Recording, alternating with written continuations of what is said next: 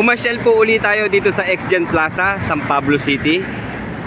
At meron pa ho tayong isang scooter na natanawan pagdaan natin kanina. Tama-tama ho sa mga mahilig sa adventure scooter. Ito isa sa inyong pagpipilian. At hindi ko pa rin po ito na-meet. Ngayon pa lang din pong araw. Kaya samahan niyo po ako ha. Anuhan natin, ikutan natin para meron ho kayong karagdagan choices pagdating po sa adventure bike. Wow, ang angas po ng bagong labas na scooter nitong Kymco. Ito po yung Kymco Dink R150cc.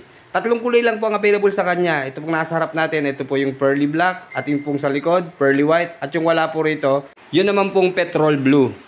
Iniisip ko po kung sino yung kamukha niyang scooter sa Big 4, pero wala po, original po.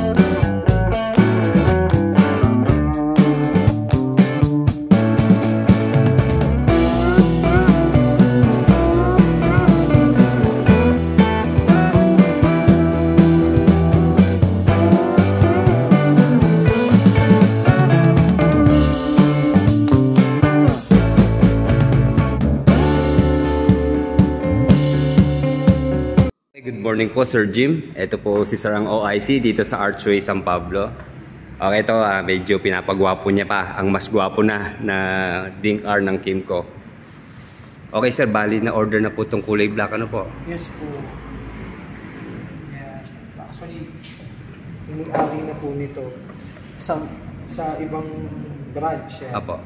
Ibang branch yung may-ari nito kaya kailangan nating i-ready. Okay. Okay, una ko pong napansin, napaka-aggressive po ng kanyang mukha itong si Kymco Dink R.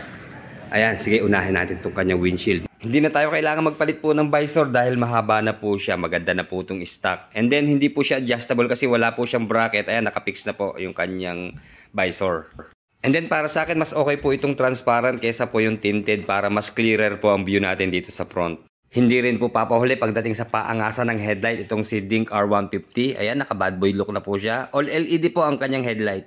And then unique din po yung kanyang DRL. Para siyang may dalawang pangil dito sa harap. At lalo po siyang naging gwapo dahil dito po sa kanyang matangos na ilong. Simple lang po siya, wala siyang masyadong decals. Ang naandito lang po nakalagay yung ilan sa kanyang mga specification. Kagaya po nitong displacement niya na 150 dito po sa magkabilang side. And isa sa specs po niya, meron po siyang traction control system. Ayan po, naka-display yung kanyang mga specs dito sa kanyang front fender. Okay, ikot tayo sa kabila ha. Okay, ito ang angas din po ng kanyang emblem dito. Ayan, naka 3D emboss na po siya. Chrome po siya, kaya ang ganda po niya tignan talaga. Medyo against the light lang po tayo eh. Kung lipat pa tayo dito sa kabila. Ayan sir, ang kintab na. Ang bilis po niya pakitabin kasi glossy po siya eh. Dito po sa kanyang front tire may size na 120 by 70 by 13. Okay, medyo malaki po siya kaya tamang-tama po to. Hindi tayo i-slide dito dahil safeness po talaga ang priority dito sa Kymco. Okay, meron po siyang brand na Maxxis. And then tubeless na rin po ang kanyang mga gulong.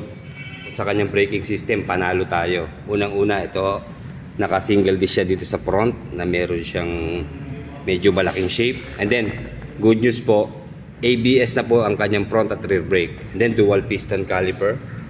And then, telescopic fork na front suspension. Then, may pagka-glossy black po yung kanyang mugs. Ayan po. Made of alloy naman siya. And then, ito meron pong kasamang reflector magkabila dito sa kanyang telescopic fork. Dual spring na shock absorber. At ang maganda po rito, preload adjustable na po ang kanyang rear suspension. Okay, sa kanya naman pong tail light, stop light at turning signals, all LED na po siya. Bulky po ang kanyang muffler, pero kahit meron po siyang malaking muffler, fully protected naman po siya nitong heat guard. Although plastic lang po siya, pero ganda ho rito, wala na tayong chance para mapasok.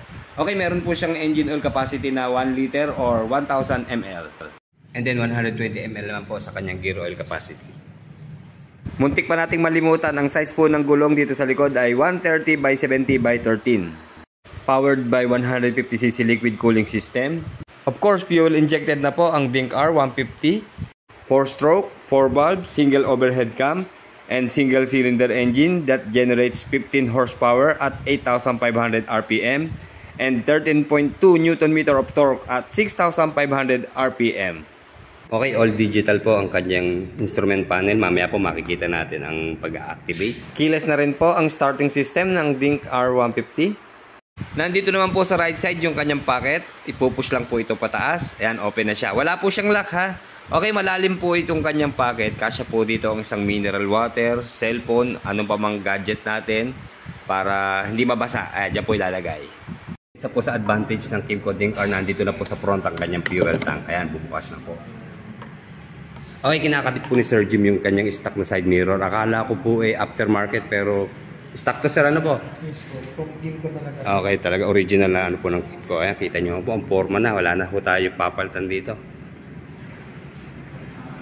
Okay, balik po tayo sa kanyang fuel tank. Meron po siyang capacity na 10.7 liters. So, ang layo po na mararating ng 10.7 liters. Yun lang po, sa pagdating sa fuel consumption, ma-average po siya ng 25 kilometers per 1 liter up to 30 kilometers. And then sa research natin, meron po tayong nabasa sa source na Google. Nasa 130 kilometers per hour ang kanya naman pong top speed. Okay, check po natin yung kanyang upuan. Okay, ang ganda po ng upuan niya. Quality yung kanyang upholstery na ginamit. Although one tone lang po siya, pero magaspang po siya. Hindi siya madulas. Maganda po ang tabas. Malalim po dito sa rider seat. And then, komportable rin po sa ating back ride kasi may shape siya na huhulma sa hita ng ating kaangkas. Then, unique po yung kanyang utility hook. Dito po nakakabit sa kanyang upuan. Ayan, meron pong max load na 3 kilos. Push lang po natin. Ayan na po ang kanyang hook. Okay, di ba? Then, sa grab bar, ready na po para sa ating top box. Ayan, medyo malapad po siya. Ayan, glossy rin po ang kanyang kulay. Then ito meron pong brand yung kanyang upuan dito, yung Kymco. Okay, malaki po ang kanyang under seat storage. Okay, dito po nakalagay yung kanyang battery sa bandang puwitan po ng back rider natin. Then ito po yung kanyang stock na battery. Okay, YTZ10-4. Okay, di may basic tools po. Okay, yan. Full face kasya po dito. Then napaka-komportable sigurado po ito sa rider, lalo sa long ride dahil may extended po yung kanyang footboard dito. Ayan, hanggang dito sa apakan ng ating back rider. Then ito po yung kanyang footrest. Pupush nyo lang po dito sa pinakadulo niya. Ayan. Solid po yung kanyang apakan na yan. Aluminum po ang kanyang material. 148 kilos po sa kanyang dry weight. And then sa ground clearance naman po niya nasa 135 mm. And then seat height po, 783 mm. Okay, bago i-activate, check po muna natin yung kanyang switches and button. Unahin po natin dito sa kanyang high beam, low beam. Ito po, sa ibabaw. And then, ito po yung kanyang turning signals. Left and right. And then, horn. And then, meron din po siyang passing light. Ito itong kulay yellow po. And then, ito po yung switch ng kanyang traction control system. And then, meron po siyang mahabang side stand. Of course, meron po itong kill switch sensor. And then, ito po yung kanyang center stand. Malapad din naman po.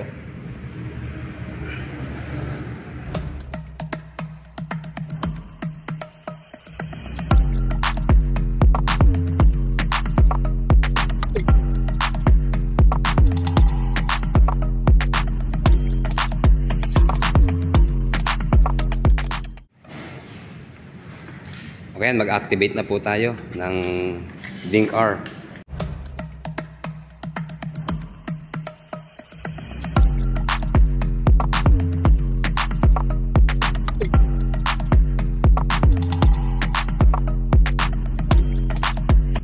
pala mga ka-riders, sa mga interesado po, located po ang Archway Motorcycle dito po sa Xgen Plaza, Barangay San Antonio 2, San Pablo City. Malapit na po ito sa boundary ng Quezon at Laguna sa Chaong po.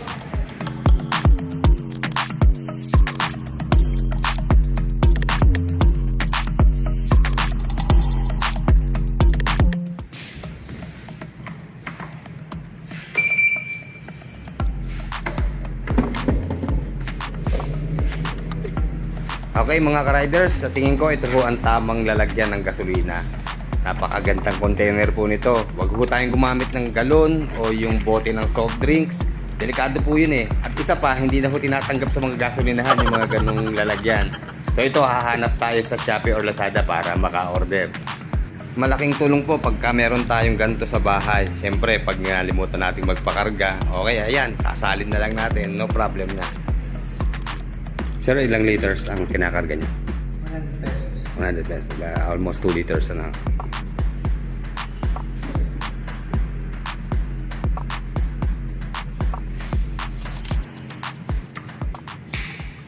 I-activate na po natin itong Kimco DINC-158. Ito po yung bagong-bagong labas ng Kimco Philippines. Ilagay natin yung battery, yan, nalagyan na lang natin ng gasolina.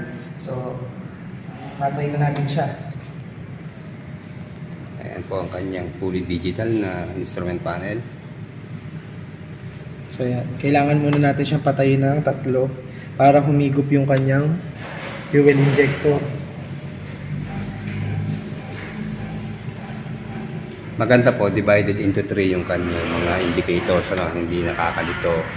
Pag sama-sama medyo crowded siya kumbaga. So sa gitna po yung kanyang speedometer. And then odometer po nandito sa left side, and the right side yung kanyang clock. And then yung kanyang fuel indicator po ayun sa ilalim. Then yung po mga indicators po ng traction control system, check engine at ABS dito po sa left side. White po yung kanyang backlight dito sa kanyang screen panel.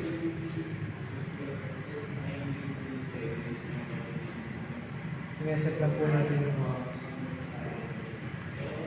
So dito sir yung kanyang pinaka-control lang sir, navigator niya. dyan yung iseset yung oras niya. Sana naset na natin. Ang 10:30. Testing, let's start.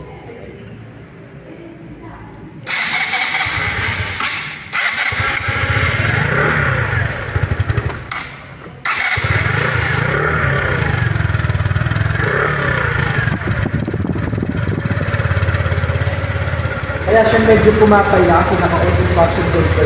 Okay, naka-on ang Kaya naka-angat. So, kaya nang nag-display siya. Okay. Pag ina-activate natin yung traction control niya, saka yung bibirin.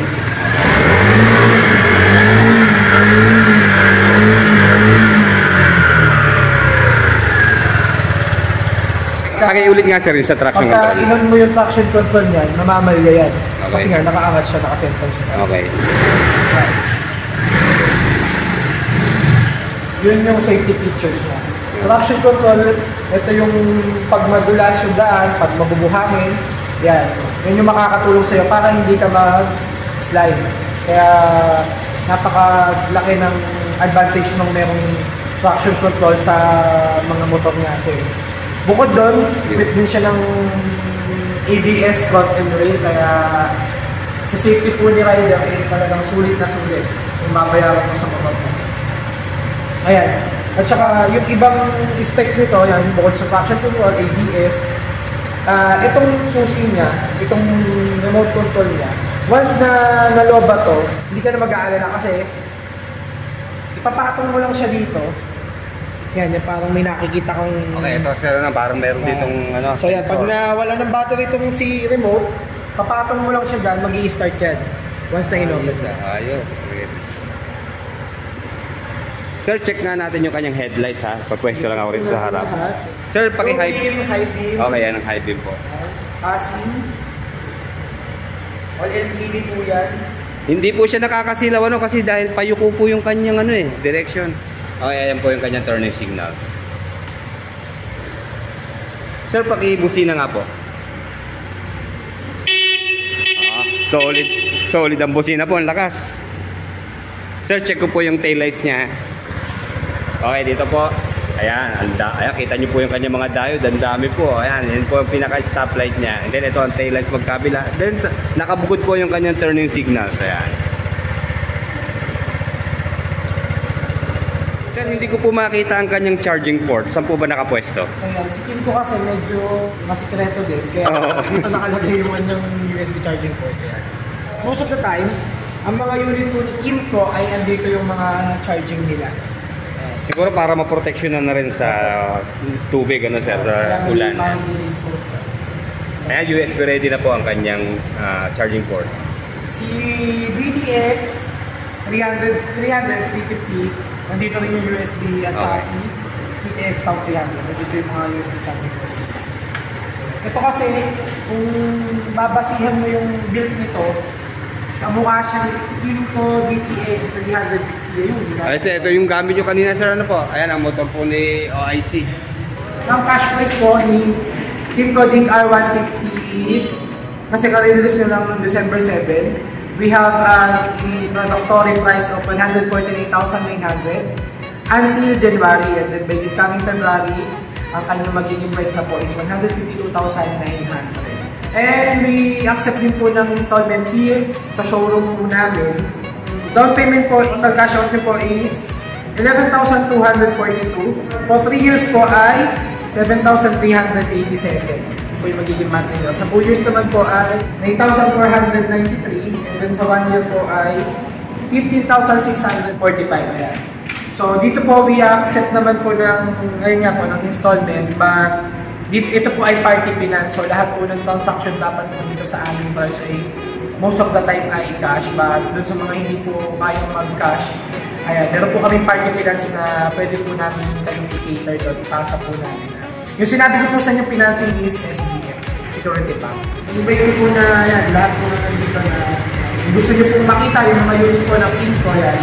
You can visit us on our showroom here at Barangay San Antonio do, San Pablo City, Laguna, in front of Sanera, at please follow our page, Archway San Pablo, JB Max Scoot, and Big Bikes, and syempre yung inyong call sa Sanera.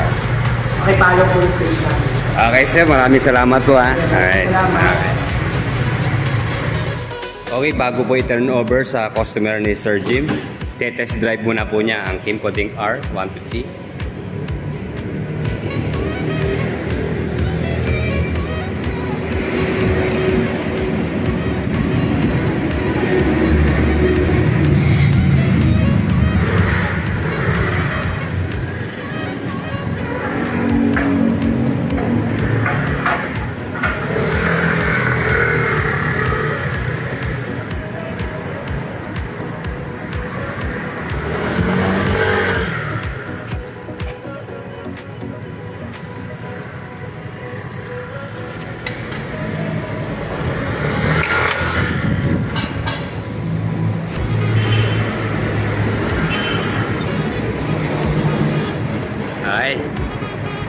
Approve.